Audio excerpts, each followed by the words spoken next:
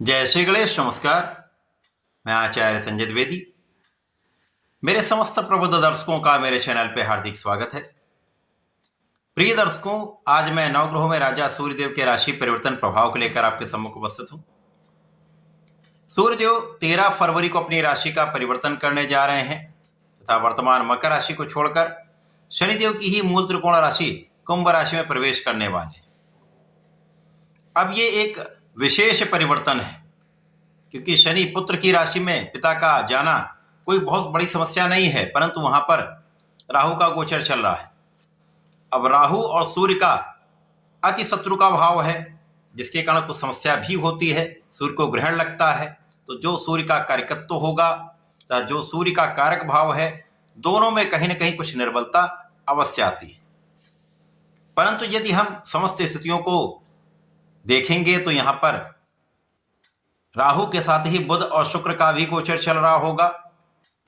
बुध के साथ सूर्य का अतिमित्र का भाव है, शुक्र के साथ तात्कालिक मैत्री में होते हुए कुछ विशिष्ट परिणामों की प्राप्ति होती है।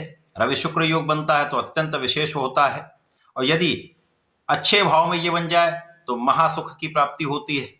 इसी प्रकार से इस पूरे गोचर काल में जो एक माह चलने वाला है, मंगल का भी साथ मिलेगा और इस पूरे संयोजन पर गुरुदेव बृहस्पति की दृष्टि का प्रभाव अमृत समान लाभ देने वाला है, क्योंकि सूर्य और गुरु का अतिमित्र का भाव है, और जब भी सूर्य पर गुरु का प्रभाव पड़ता है तो उस प्रभाव का लाभ कई सौ गुना बढ़ जाता है। तो जिस भाव में ये परिवर्तन होगा उस भाव की विशिष्टता प्राप्त होने लगेगी। प्रिय दर्शकों, आज मैं वृषभ राशि के लिए सूर्य के इस राशि परिवर्तन का किस प्रकार का परिणाम प्राप्त होने वाला है, सूर्य के इस परिवर्तन से किन भाव में वृद्धि होगी, आपको कितना लाभ मिल सकता है, अथवा कहीं पर कोई अवरोध या समस्या है तो उसका क्या निराकरण, संपूर्ण विश्लेषण मैं पूर्ण तर्क के साथ करने जा रहा हूं। प्रिय दर्शकों, इस राशिफल को आप अपने लग्न तथा राशि दोनों के अनुसार देख सकते हैं। अब वृषभ राशि शुक्राचार्य की राशि और शुक्र के साथ ये गोचर चलेगा। वृषभ राशि के लिए सूर्यदेव आपके चतुर्थ भाव के स्वामी अर्थात सुखेश हैं, और इनका गोचर अति विशिष्ट भाव में कर्म क्षेत्र के भाव में केंद्र के स्वामी का गोचर भी केंद्र के भाव में ही हो रहा है, जिससे इस भाव का परिणाम कई सौ गुना बढ़ जाता है। और यहां पर सूर्य को दिग्बल प्राप्त है, बुध का साथ मिल जाएगा तो यहां पर बुधादित्य योग केंद्र का बनेगा और शुक्र के साथ रवि शुक्र योग केंद्र का बनेगा, और जब मंगल आ जाए तो महापराक्रमी योग यहां पर निर्मित होने वाला है। परंतु जब अब क्योंकि सूर्यदेव यहां से आगे बढ़ रहे हैं, राहु यहां से इधर आ रहे हैं, तो जब इन दोनों ग्रहों के बीच में अंशों का अंतर कम हो जाएगा और ये दोनों आमने सामने होंगे तो ग्रहण का प्रभाव प्राप्त होगा और उस समय कुछ नकारात्मकता भी मिलेगी। तो जो सूर्य का भाव है ये पीड़ित होगा, सूर्य पीड़ित होंगे तो इनके कार्यकत्व, अब सूर्य का कार्यकत्व है शासन का, शासन प्रशासन राज्य नीति, शासन प्रशासन से संबंधित कार्यों का, नौकरी का, प्रशासनिक सेवाओं का, पिता का, राजतंत्र का, आत्मबल का, तो ये सारे कार्यकर्तों में कहीं ना कहीं कुछ समस्या आएगी, तो उस पर प्रभाव पड़ेगा। परंतु बाकी का समय आपको विशिष्टता देने वाला बड़े अच्छे लाभ यहां पर प्राप्त होने वाले। सर्वप्रथम तो सूर्य का ये परिवर्तन केंद्र के भाव में होकर दिग्बल होकर महाबलवान हो रहा है, तो आपका ये भाव प्रबल, ये भाव प्रबल, जिसके कारण कार्य क्षेत्र में बड़े अवसर की प्राप्ति होनी ही है। यहां पर किसी प्रकार का कोई संदेह नहीं। यदि आप शासन प्रशासन में है, सरकारी नौकरी में, तो पदभार भी बढ़ेगा, कार्य क्षेत्र का विस्तार भी होगा, आपके अधिकार क्षेत्र का भी विस्तार होगा।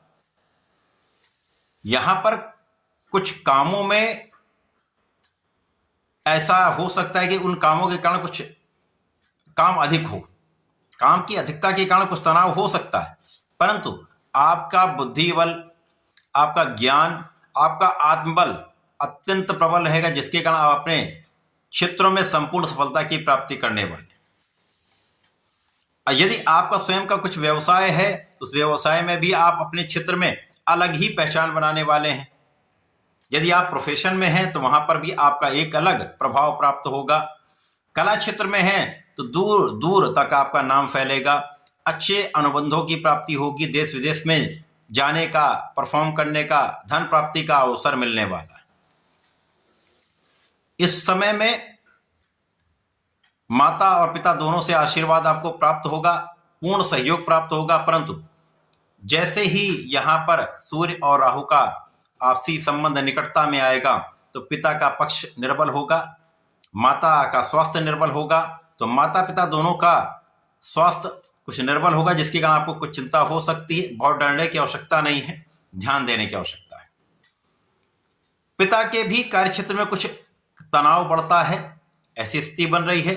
आपके कार्य क्षेत्र में भी कोई ऐसा व्यक्ति होगा, कोई ऐसा उच्चाधिकारी होगा या ऐसे व्यक्ति के कारण कुछ तनाव बन सकता है। इसी प्रकार से यदि आप अपने कार्य क्षेत्र में पूर्ण निष्ठा के साथ कार्य करते हैं, किसी भी भ्रम में नहीं पड़ते हैं, किसी प्रकार के बड़े डिसीजन लेने में आप जल्दीबाजी नहीं करते हैं, क्योंकि गुरु का प्रभाव धन भाव से आपके 10वें भाव पर है और यहां पर गुरुदेव बृहस्पति अत्यंत विशेष भाव के भी स्वामी है। तो इस समय में आपको अचानक बड़े बड़े लाभ प्राप्त हो सकते हैं। जरा सी असावधानी, जब ग्रहण दोष का प्रभाव होगा तो आपके डिसीजन गलत हो सकते हैं। अतः इस समय में बहुत सोच विचार कर आपको निर्णय लेना चाहिए। प्रारंभिक समय में कोई समस्या नहीं होगी। जैसे जैसे ये गोचर काल आगे बढ़ेगा, लगभग 10-12 दिन सूर्य का व्यतीत हो जाएगा, उसके पश्चात ऐसी स्थिति आ सकती है जब आप ओवर कॉन्फिडेंस के कारण कोई निर्णय ले लें, जिसके कारण आपको समस्या हो सकती है। और इस समय में यदि आप शासन प्रशासन में सरकारी सेवा हो तो आप पर आक्षेप भी लग सकता है, अर्थात अपयश का योग भी बनता है। तो यहाँ बहुत सावधानी, बहुत निष्ठा के साथ अपने कार्य में लगे रहना है। यदि राजनीति में है तो जनता के बीच में अपने प्रभाव को लेकर आपको बहुत सजग रहना चाहिए, क्योंकि जनता के बीच में कुछ नकारात्मकता आपको प्राप्त हो सकती है। कुछ ऐसे लोग भी होंगे जो आपको डिगाने का प्रयत्न करेंगे। ऐसी स्थिति में धैर्य बनाकर चलना है, अपने आत्मबल को प्रबल रखना है, समस्याओं से बचने का प्रयास करना है। यद्यपि इस समय आपका बुद्धि बल बहुत अच्छा रहेगा, यदि सोच विचार कर समझदारी से अपने ज्ञान का उपयोग करेंगे तो समस्याओं का निस्तारण आप कर पाएंगे और आसानी से अपने काम में सफलता की प्राप्ति भी कर लेंगे, क्योंकि इस समय में आप में लीडरशिप क्वालिटी प्रबल हो जाएगी, आपकी क्षमता में पहले से कई गुना वृद्धि हो जाएगी। तो इस समय का सदुपयोग आप कर पाएंगे। धन का लाभ आपको 100% प्राप्त होगा, यहां पर किसी प्रकार का कोई संदेह नहीं। धन प्राप्त होगा और सुख समृद्धि में भी वृद्धि होगी। इस समय में आपके सुख साधन बढ़ सकते हैं, भूमि भवन वाहन का लाभ अवश्य प्राप्त हो सकता है। परंतु कभी भी कोई भी ऐसा कार्य करें जब आपको भूमि लेनी हो, वाहन लेना हो या भवन लेना हो, तो सावधानी से निर्णय लेना चाहिए। विशेष रूप से जब भवन और भूमि का क्रय करना है तो यहाँ पर सावधानी से क्रय करेंगे, धोखे की संभावना रहती है। अतः किसी के बातों में ना आकर अपने बुद्धि बल पर पूर्ण विश्वास करके आगे बढ़ेंगे, अपने पिता का सहयोग लेंगे, अपने गुरु का सहयोग लेंगे या घर के बड़ों का सहयोग लेंगे, तो इस समय में आपको बड़ी समस्या नहीं होगी, उसका कष्ट नहीं होगा। परंतु इस सब स्थितियों में भी आप सुखों का उपभोग तो करने ही वाले। यद्यपि जैसे जैसे ये ग्रहण का प्रभाव बढ़ेगा आपका तनाव भी बढ़ेगा, कार्य क्षेत्र में आपके बड़े प्रयासों के पश्चात आपको लाभ बढ़ेंगे, लेकिन सफलता अवश्य प्राप्त होगी। अतः निरंतर प्रयास करना ही होगा, कठिन प्रयास करना होगा, लेकिन वो समय आपको सिखाने वाला भी है, आपको आगे बढ़ाने वाला। तो इस समय में आपको पूर्ण रूप से समर्पित होकर भगवान भोलेनाथ की आराधना करनी चाहिए। नमः शिवाय पंचाक्षर मंत्र का जप करें, सूर्यदेव को नित्य जल देंगे तो ग्रहण का प्रभाव भी कम होगा, सूर्य बलवान होंगे तो आपका आत्मबल अच्छा रहेगा, पिता का सहयोग मिलेगा, उच्चाधिकारियों का साथ मिलेगा और इस समय का सदुपयोग आप कर पाएंगे। तो ऐसा करके इसका लाभ लें। धन्यवाद, नमस्कार।